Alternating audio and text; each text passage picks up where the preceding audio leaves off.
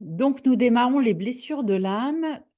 On vient donc de faire la différence entre traumatisme et blessure. Alors, les blessures de l'âme, bien sûr, c'est quelque chose qui est évoqué dans la psychologie, mais aussi dans le développement personnel, dans aussi l'énergétique. Souvent, on parle aussi de blessures. Il y a plein d'endroits où, effectivement, aujourd'hui, de plus en plus, on parle de blessures de l'âme. Là, c'est décrit comme des cicatrices invisibles, façonnées par notre expérience passée. Pourquoi pas? Et ça peut être une bonne définition. Bien sûr que ça va influer sur notre vie émotionnelle, relationnelle et aussi sur notre relation à nous-mêmes. C'est un petit peu, on ne se construit pas que sur du bonheur, hein, on se construit aussi sur nos blessures. C'est-à-dire que c'est presque nos particularités, j'allais dire génétiques, c'est nos cicatrices, ça fait vraiment partie de nous. Il n'existe pas d'être humain sans blessure, en fait. Chaque être humain a une blessure et c'est un petit peu ce qui définit sa part d'ombre finalement, puisque c'est ce qui va l'obliger à regarder la vie d'une certaine façon. Donc les blessures de l'âme ont été popularisées, je pense, par Lise Bourbeau avec son ouvrage Les 5 blessures qui vous empêchent d'être vous-même, que vous pouvez, je vous invite à le lire. Je vais juste mettre une petite parenthèse pour cet ouvrage. Cet ouvrage, il est très intéressant. Moi, il m'a fait découvrir les blessures il y a longtemps et c'est vrai qu'à l'issue de ça, j'ai commencé à travailler beaucoup avec les blessures. Dans ce livre, les blessures sont décrites, mais elle rajoute aussi une description physique des personnes. C'est-à-dire que, elle ferait un lien entre les personnes qui ont vécu les blessures d'abandon, les blessures de rejet, les blessures d'humiliation. Alors, j'ai une collègue qui travaille beaucoup sur les blessures qui, elle, y a vu effectivement un lien. Pour ma part, j'ai pas spécial alors je me suis pas attachée à regarder s'il y avait une particularité physique. Tout simplement, je vais vous expliquer pourquoi. Parce que je préfère que quand une personne se présente, je ne veux pas être dans l'interprétation déjà de me dire: «Ah, celle-ci, elle est grande et fine, donc elle vit telle blessure». Parce que ça laisse pas la chance à la personne de se présenter et d'expliquer ce qu'elle a vécu, si j'ai déjà interprété. Donc, pour moi, connaître les blessures et savoir comment elles fonctionnent, c'est hyper important et voir comment les mécanismes que ça va déclencher, les stratégies que ça va déclencher et la psychologie que ça va déclencher chez la personne, c'est OK, enfin son système de pensée. Par contre, interpréter d'un point de vue physique, pour moi, on est déjà dans l'interprétation et c'est plus bon, c'est plus OK pour moi. Maintenant, si vous vous sentez, complètement, OK avec ça, faites bien sûr comme vous le sentez. Donc les blessures, de Lise Bourbeau quand même, que ce livre est quand même très bien, hormis tout ça, c'est qu'elles sont au nombre de 5 et que nous les avons toutes côtoyées à un moment ou un autre. Elles ont toutes fait partie intégrante de notre vie et bien sûr, ce qui est important, c'est d'apprendre à les reconnaître. On va aussi voir que dans ces 5 blessures, il y en a une qui nous a marqué peut-être un peu plus que les autres, même peut-être des fois beaucoup plus que les autres et c'est avec celle-ci que nous allons devoir composer. Heu, Parfois chez certaines personnes, il y a tellement de blessures que, et puis alors, parfois elles y sont toutes de manière tellement importante que franchement, il est très difficile de faire le tri. Donc c'est pour ça qu'il est important de ne pas interpréter et de laisser venir ce qui vient parce qu'au cours de la thérapie, il est possible que vous ayez les 5 blessures à travailler. Alors la première est la blessure de rejet. La blessure de rejet, elle va susciter des douleurs émotionnelles, de solitude et vraiment de peur de ne pas être aimé. Hem Elle va forcément influencer nos relations et elle est issue de moments où nous sommes vraiment sentis exclus. Voyez, c'est vraiment l'exclusion. Les personnes qui vivent la blessure de rejet se sentent souvent indignes ou invisibles. Donc c'est des choses qui se reproduisent souvent dans leur vie, puisque forcément elles vont être très attentives à ça. C'est-à-dire que la moindre sensation d'exclusion ou d'ignorance de la part de quelqu'un, ou la sensation de ne pas être désiré, va créer des réactions physiques et psychiques très intenses. Et voilà. Donc, ces personnes-là, dans leur vision de la vie, c'est que elles vont avoir la sensation de ne pas être, qu'elles pourront jamais être vraiment aimées, ou alors la sensation de toujours déranger. Ce sont souvent des personnes qui restent en retrait par, bah, justement, tout simplement par peur d'être rejetées, et voilà, qui ne méritent pas l'amour. Ça crée des barrières à l'intimité et à l'acceptation de soi. Donc on peut rencontrer aussi des troubles d'ordre sexuel chez les personnes qui ont été rejetées, puisque, rentrer en intimité, bah, puis créer une relation, hein, tout simplement, hein. C'est vrai que, enfin, créer une relation quand on a été rejeté, c'est très difficile. Donc c'est quelque chose que vous allez sentir dans ce que va vous raconter votre client. Ça va être vraiment cette sensation de retrait, d'exclusion, et des circonstances où il va vous raconter toujours, bah, le fait, bah, par exemple, ses amis, ses collègues se sont réunis, ils l'ont pas invité. Voilà, là, c'est typique de la personne qui a vécu du rejet. Donc dans ce cas-là, eh ben, on va explorer de manière un peu plus profonde qu'est-ce qui s'est passé, dans son enfance. On peut lui poser la question et savoir si c'est quelque chose qui fait sens dans le plus profond de son être. Voilà. Après, bien sûr, c'est de comprendre la blessure. Ce que je suis en train de vous indiquer, c'est la vision de la personne par rapport à ça, et ça va vous aider. Et après, bien sûr, il y a des outils qu'on va venir travailler en recherchant, je vous le dirai ça à la fin, recherchant des émotions contraires qui vont permettre de réparer.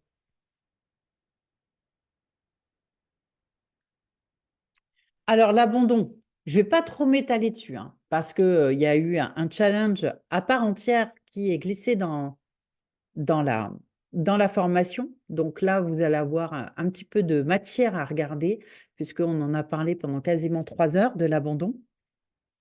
Donc, retenez quand même que dans l'abandon, c'est le fait d'avoir perdu un lien avec une personne. Et le lien, il n'est pas forcément géographique. C'est-à-dire le lien d'abandon, pardon, la perte du lien n'est pas forcément par rapport à quelqu'un qui est parti. Ça peut être aussi quelqu'un qui n'est pas engagé dans la relation. Donc, s la personne qui vit le syndrome l'abandon, pardon, peut voir la vie comme une série de relations instables et incertaines. C'est-à-dire que il y a une peur constante, donc ça touche les troubles de l'attachement, et il y a une peur de l'attachement parce que la peur d'être, négligé ou laissé à nouveau. Donc on l'a vu dans le syndrome de l'abandon, ça peut engendrer, chaque blessure peut engendrer que la blessure qu'on a vécue, on la fasse vivre aussi aux autres. Pourquoi? De manière inconsciente, pour pouvoir venir l'expérimenter des 2 côtés. Donc si j'étais rejetée, je vais mettre en place du rejet. Ça va être aussi ma façon, bah, de me protéger, et idem pour l'abandon, idem pour les autres blessures. C'est-à-dire que je mets en place mes propres blessures, déjà avant qu'elles m'arrivent à nouveau, ou pour pouvoir les expérimenter. Donc ce sont des personnes qui, quand elles viennent vous consulter par rapport à leurs blessures, peu importe la blessure, elles vont avoir tout un tas d'expériences qui vont venir être dans le même registre. C'est comme si vous pouviez avoir un grand sac avec plein de souvenirs, et on va venir tous les mettre au même endroit. Abandon, ça va être les mêmes types de souvenirs. Rejet, ça va être des autres. Mais il faut savoir, quand une personne vient, on vient travailler déjà une blessure. Donc la vision de la personne abandonnée, c'est: les gens finissent toujours par me quitter de toute façon, il vaut mieux que je m'attache pas trop. On a aussi bien sûr des risques de dépendance affective, on en a parlé, lors du challenge, vous pourrez revoir ça dans le challenge. Donc ce sont des personnes qui souvent se préparent à être seules. Et oui. Et ça, c'est vraiment, c'est prégnant, hein, chez les personnes. Elles ont besoin alors, ça peut être des personnes aussi qui contrôlent et ne laissent pas trop les autres rentrer dans leur vie pour être sûr de ne pas revivre cet abandon. L'humiliation, qui est une blessure aussi assez terrible. De toute façon, elles sont toutes terribles, hein, je ne sais même pas pourquoi je vous dis ça plus qu'une autre. Alors celle-ci, elle est associée à la honte. Il y a une dégradation de l'estime de soi et aussi, hein, ça peut être de la vulnérabilité. Les personnes qui ont vécu l'humiliation peuvent percevoir la vie comme une succession d'épreuves et de jugements. Elles peuvent aussi la honte, hein, c'est une émotion qui revient souvent en consultation. La peur, la honte, c'est vraiment des émotions très fréquentes. Hem Et c'est quelque chose qui revient très, très souvent. C'est intéressant à les travailler. Ce sont des personnes qui sont souvent sur les défensives. Toujours l'impression d'être jugées, d'être critiquées, et bien sûr leur estime d'elles-mêmes est souvent, descendue, puisqu'elles n'arrivent plus à retrouver justement cette valeur qu'elles ont d'elles-mêmes. Donc, elles vivent les choses comme des échecs et elles se doivent le fait d'être parfaites, souvent. Donc encore beaucoup de contrôle. Bah, vous verrez que les blessures entraînent du contrôle de toute façon, hein. Hem, voilà, donc ce sont des expériences dégradantes, souvent, issues, souvent dans la famille, hein, des paroles, du style, «Tu trouveras jamais à te marier», «Ma pauvre fille», «Tu es un bon à rien», voilà, et c'est ça, forcément, ça laisse des traces profondes. Le pire, souvent dans les blessures, c'est que les personnes, les enfants, finissent tellement par y croire qu'ils deviennent eux-mêmes leurs propres bourreaux. C'est-à-dire, c'est ce qu'ils finissent par penser d'eux-mêmes. Et c'est là où ça devient identitaire. Et c'est là où c'est compliqué en thérapie d'aller permettre à la personne de vivre les choses autrement, de se sortir de ce système de pensée. Il faut savoir aussi que, en fait, nous avons pratiquement des pensées sectaires. C'est-à-dire qu'on a pris, le mode de pensée du lieu où on a été élevé, et parfois pour s'en détacher, c'est comme se sortir d'une secte. C'est-à-dire qu'il faut désapprendre pour réapprendre. Il faut vraiment que votre patient, il soit motivé et vraiment, engagé dans le fait de désapprendre pour réapprendre. Il faut qu'il accepte de se voir sous un jour nouveau, et ça, des fois, c'est la plus grande complexité. Alors ensuite, on a la trahison. Alors la trahison, elle va générer plutôt de la méfiance, de la déception, de la colère, de la tristesse. Ce sont, des émotions fortes, qui vont vraiment affecter la capacité à faire confiance. Le plus difficile à travailler, dans la trahison, c'est bien sûr la confiance en soi et la confiance en l'autre. C'est vraiment une violation, hein, une violation de la confiance. C'est vraiment le contrat qui a été, sorte, déchiré, et ça va engendrer une méfiance persistante. Dans les blessures de trahison, je pense notamment dans les personnes qui viennent vous consulter parce qu'elles ont été trompées, par exemple. Il faut dire que le temps et les nouvelles relations vont être aidantes. Et puis, il va falloir travailler vraiment sur l'estime de la personne, puisque souvent elle se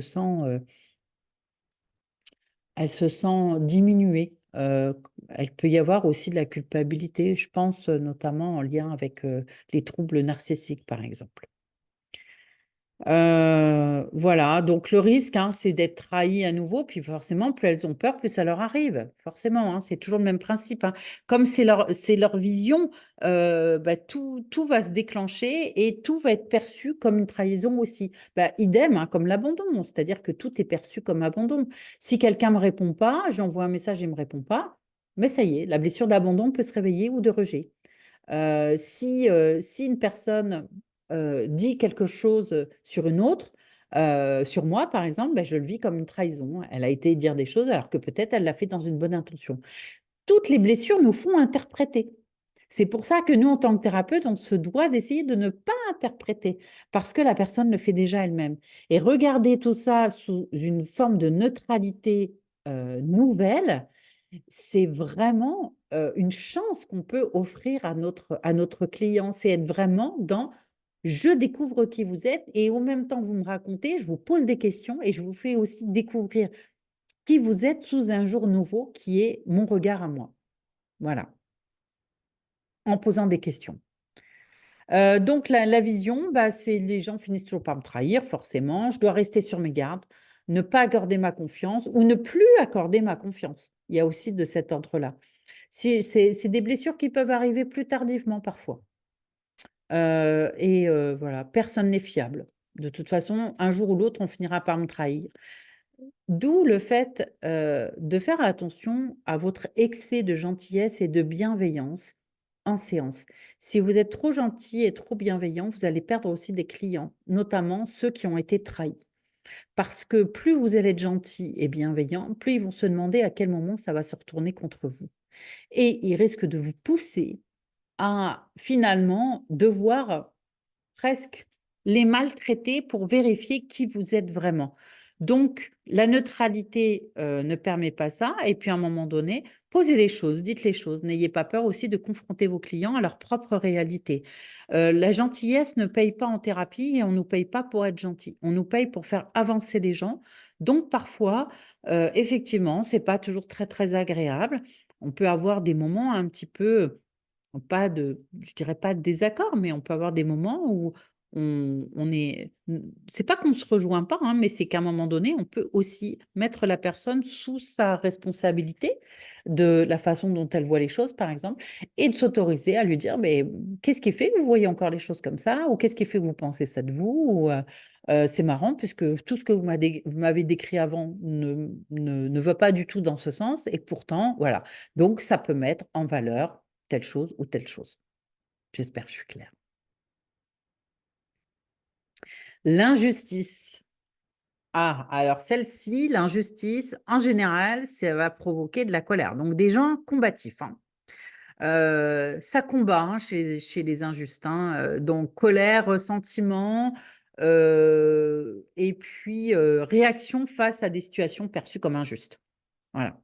Alors, comme je dis toujours, hein, s'il existe l'abandon, c'est qu'il existe l'attachement. S'il existe la trahison, c'est qu'il existe la fidélité. S'il existe l'injustice, c'est parce que la justice existe. Et si une personne perçoit de l'injustice, c'est qu'elle sait ce qui est injuste et c'est qu'elle sait ce qui est juste. Donc, ça joue un rôle qui va affecter aussi notre capacité à faire confiance, hein, comme la trahison. Comme la trahison, ça peut générer aussi de la colère, mais ça va aussi générer de la révolte. Et alors, pile les gens qui sont dans la blessure d'injustice, ils ont le don, peut-être encore un peu plus que les autres, de se retrouver toujours dans des situations qui ne sont pas équitables. Toujours. L'exemple le plus simple, ils vont à la cafétéria, ils vont pas être servis de la même manière. Enfin, c'est un truc de fou. Donc il faut vraiment les inviter à s'enraciner autrement et à percevoir les choses autrement. Donc et comprendre que parfois ce qui leur semble injuste n'est pas injuste pour l'autre. Ça a une intention, ça a du sens et que ce n'est pas toujours tourné contre eux. Il peut y avoir une petite tendance parfois un petit peu à la persécution, voilà et puis, ce sont des gens qui sont aussi dans du contrôle, ils travaillent dur, ils ont besoin d'être irréprochables. Ils sont très exigeants vis-à-vis des autres aussi, puisque tout doit être juste. Alors, ce sont des blessures qui naissent souvent dans l'enfance et notamment avec la fratrie, puisque les enfants seuls, souvent, vivent moins l'injustice que ceux qui sont en fratrie, puisque les comportements des parents peuvent faire croire que l'autre a eu plus que soi-même et c'est injuste.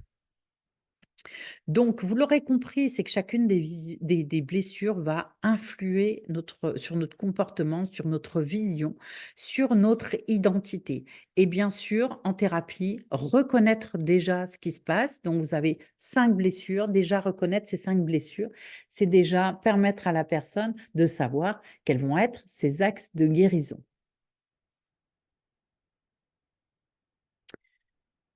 Voilà, donc bah, c'est un petit peu ce que je vous disais, ça va vous permettre d'avoir une réponse plus adéquate, ça va vous permettre d'offrir une opportunité de guérison et de croissance personnelle. On parle vraiment de développement personnel là pour le cas et c'est déjà un premier pas vers l'accompagnement efficace.